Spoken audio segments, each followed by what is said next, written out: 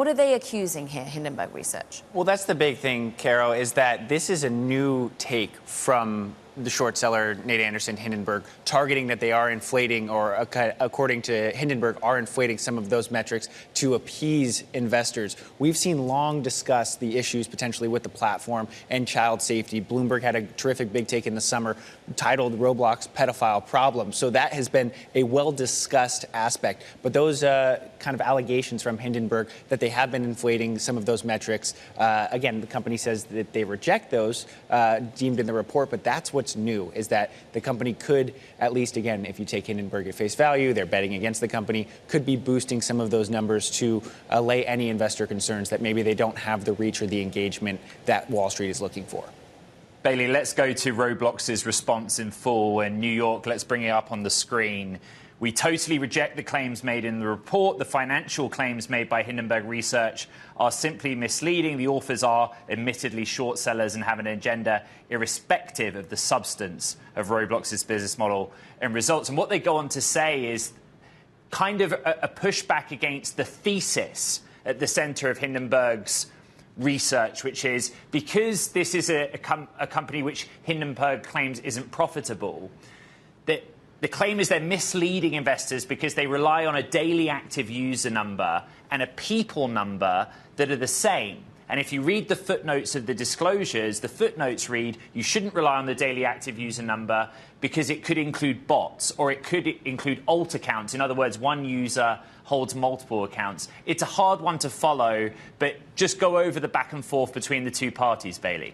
No, to your point, Ed, when you look at how Roblox or really any other media or video gaming platform is valued, whether you want to point to, as the company did, the amount of cash receipts or their bookings growth, that is bullish for the company in their view. But to your point, what Hindenburg has laid out, looking at those metrics, they're looking at profitability in a string of unprofitable quarters.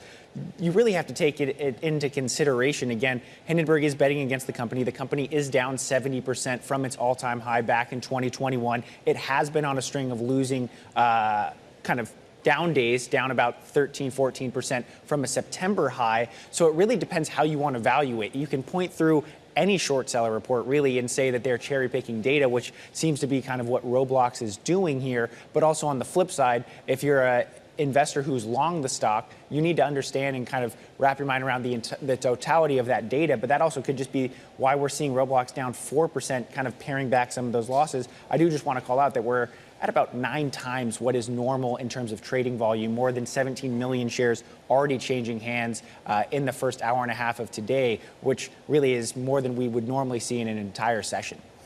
We have Roblox's response, and of course they've long been trying to show off ways in which they're trying to take on the safety concerns as well. I'm interested in that this isn't the only voice of a bearish nature, though. And we've heard from Edwin Dorsey, for example, who writes multiple bearish cases. And actually, he doesn't take any bets on the stock. He just outlines why he's perhaps concerned about particular companies. So is this a mounting view of concerns around numbers, or is this the first time? I think as it relates directly to the user metrics, again, that is new, from my understanding. That is not what Edwin Dorsey has targeted. That is not what Bloomberg and other outlets have reported, primarily around child safety and potentially putting profits over people. But these allegations, in terms of potentially inflating numbers, to my knowledge, is new. And I have read and read, as I'm sure a number of viewers do, have read a lot of what Edwin Dorsey and Bear Cave put out. And again, they've been publishing on this company for quite some time. And their most recent report was just earlier this week, kind of incorporating some of their metrics in their latest report from last week. But that really, from the Bear Cave perspective, for the most part, at least what I've read, focuses more on child safety, profits, and some of the, or lack of safeguards.